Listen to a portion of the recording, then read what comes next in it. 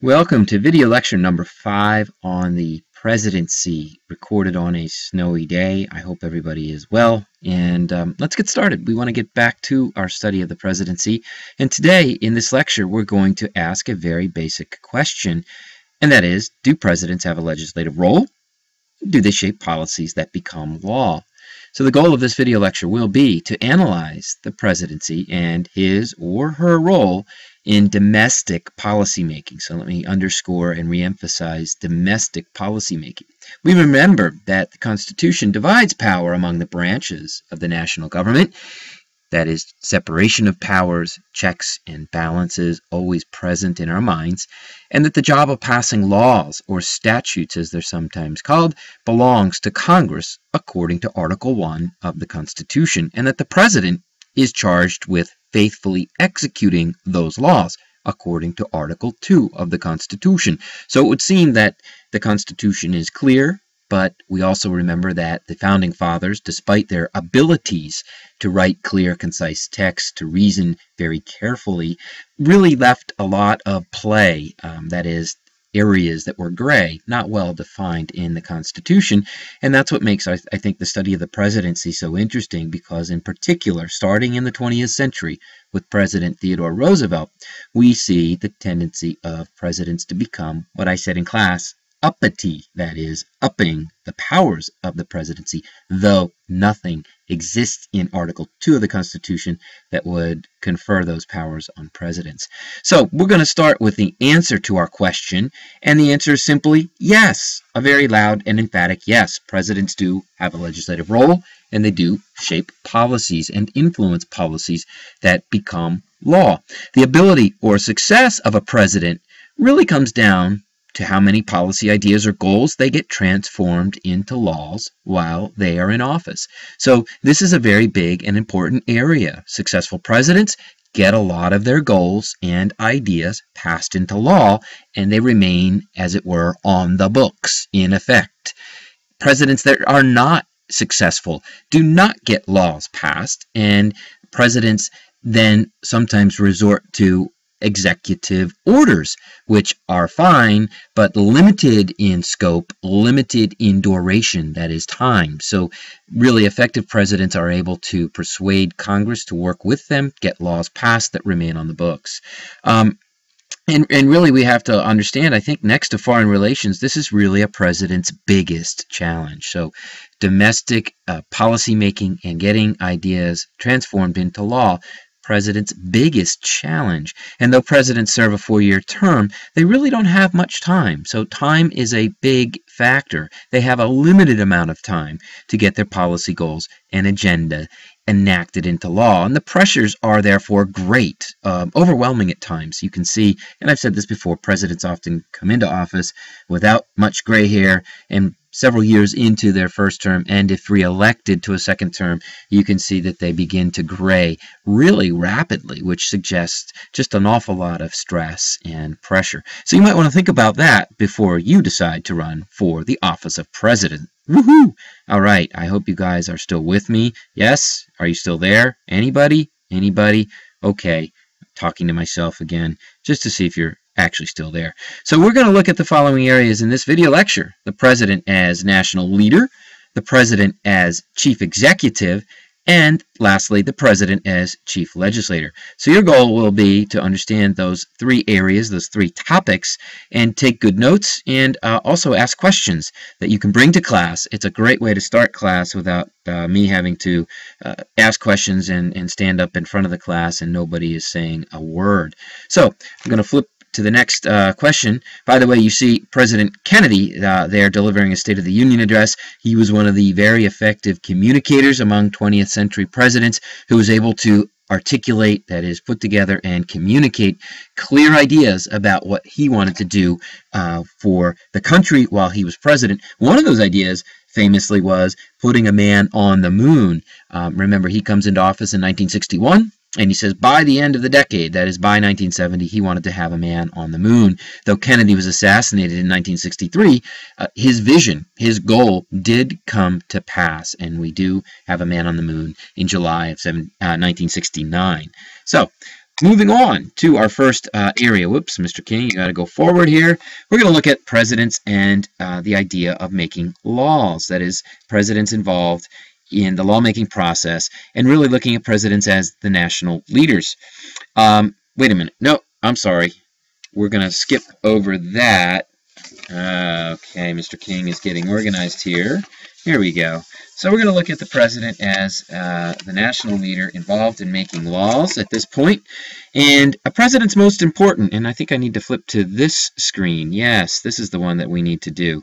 The president really has a job and a duty, and that is to connect and relate to the American people.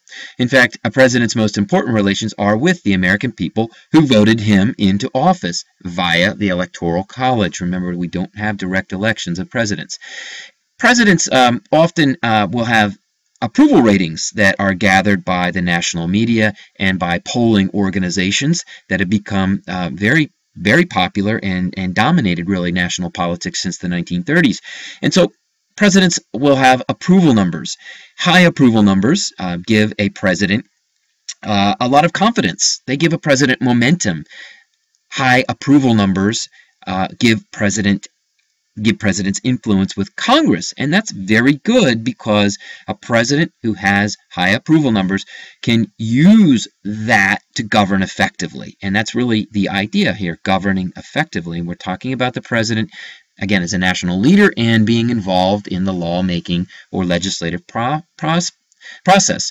Popular presidents, therefore, are more likely to hold frequent news conferences, travel around the country making speeches, interact with the people on the internet via social media, something we saw actually in class one day, appear on late-night TV shows, Jimmy Fallon or Jon Stewart or Saturday Night Live.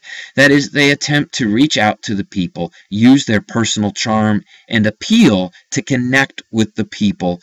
And the idea is that presidents are the president of all Americans. So they're trying to establish relationships with Americans from all walks of life. And we must remember that not all presidents are good at this. For example, recently, Richard Nixon in the late 60s, 1970s, Gerald Ford, his successor, Jimmy Carter, again in the 1970s, to name a few, were very ineffective at connecting on a consistent basis with the people. On the other hand, recently, Ronald Reagan in the 1980s, Bill Clinton in the 1990s, and to a certain extent George W. Bush in the early 2000s, and Barack Obama have been quite good, or at least a lot better at connecting with the American people. And yet, even presidents who are talented communicators and good connectors learn that public popularity, that is, their poll numbers, is fleeting. That means short-lived. President Obama enjoyed a 68% approval rating as he entered office in 2009, but by the end of his first year, his approval rating had fallen to 50%. And Obama's ratings have fluctuated over the past 5 years, but he is currently stuck in the low 1940s, Mr. King, in the low 40s. That is 40% of the American people approve of him, which means 60% do not. And that's not good news for a president. Remember, low approval ratings sap confidence, occupy a president's mind and time, which means that he, and possibly she in the future, has less time to govern, has less time to influence the policy-making process, and has much less support in Congress, the body that's responsible for actually passing the laws. So low approval ratings really are a bad thing for presidents, and it really means that they can't get much done. And let's check out this fact that's rather interesting. Only 4 presidents in the 20th century left office with approval ratings over 50%. Incredible. And those presidents were Franklin Roosevelt in the 1930s, 40s, Dwight Eisenhower in the 1950s, Ronald Reagan in the 1980s, and Bill Clinton in the 1990s. So if you think about becoming president, it's a tough road. Not many people approve and or like presidents after they've been in office. So we've talked about the president and national leader and creating relationships and the idea of popularity, and you can see those things on the screen as well. Let's move forward now to the second topic here, president as chief executive. We've already covered this in great deal and in great depth, I guess, but we haven't really talked about the president as sort of the chief boss, chief executive. And what that means? Well, it means that the president is the boss of some 2.8 million employees. We'll call them civil servants. That is, they work for the state. And those employees work for various departments. And there are 15 departments. You can see the seals there on the left of the major departments, and 140 agencies. That is, there are an awful lot of people working for the national government, and in particular the executive branch of the national government. Departments range in size from 750,000 workers at the Department of Defense, the largest, down to 4,500 at the Department of Education, one of the smallest. So can a president really oversee and be the boss of 2.8 million workers? And the answer is no way. So what is it that presidents do? Well, presidents appoint by right, and this is in the Constitution, however, with the advice and consent of the Senate, the presidents appoint leaders of the various departments and agencies that then handle the day-to-day work of the U.S. government, implementing laws, providing services to the people, working with Congress, appearing at committee hearings, giving testimony, working with the president to shape his agenda and promote his agenda. And this is really interesting. I found that presidents on average appoint some 3,400 senior leaders who are called senior policymakers and or cabinet leaders to positions. And these are called political appointments. That is, the president who is of a political party, when he or she wins election, they can appoint the people that they feel best suited to the job, and they're typically from their own party. Sometimes presidents will appoint leaders from the opposite party, the opposition party, but not very often. So if you think about this, 3,400 senior leaders are appointed by the president. They can be removed at will. This represents only 0.12% of all of those 2.8 million civil servants. And so each time there's a new president, he or she will then appoint new senior policy leaders. So there's a wholesale turnover of these policy leaders every 4 or 8 years. But the rest of those 2.8 million folks remain in place doing their jobs from one president to the next, regardless of their political affiliation.